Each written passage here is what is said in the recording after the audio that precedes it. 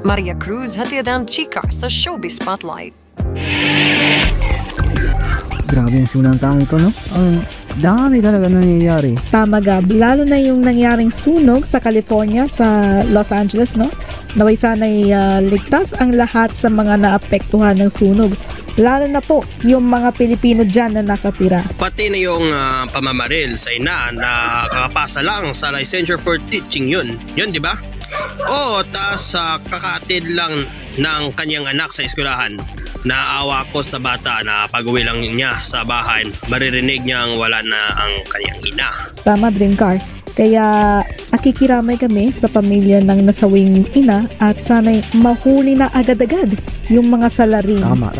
Bahala na ang Diyos, pati ang karma, sila na mismo titira sa dalawang yan.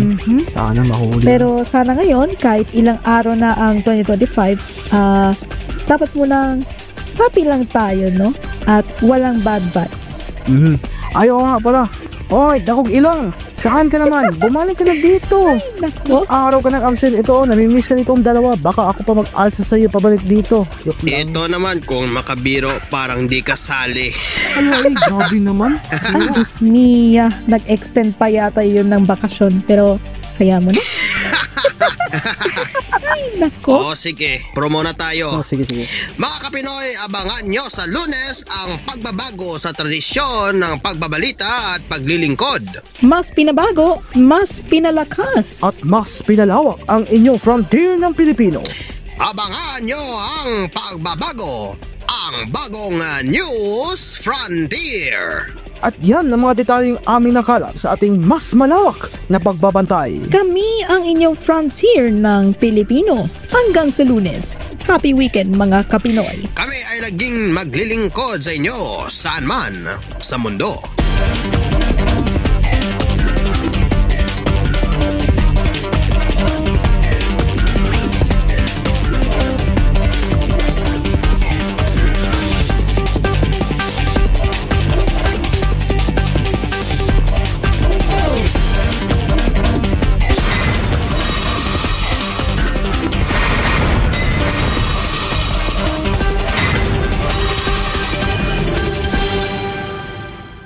Ang programa nito ay rated SPG, striktong papnubay at gabay na magulang ang kailangan. Maaaring may masisenang tema, lengguwahe, arasan, sexual, horror o droga na hindi angkop sa mga bata.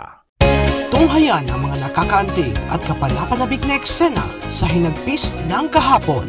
Hatid ng Surf with Active Clean, Sunsilk at Maggie Magic Sarap.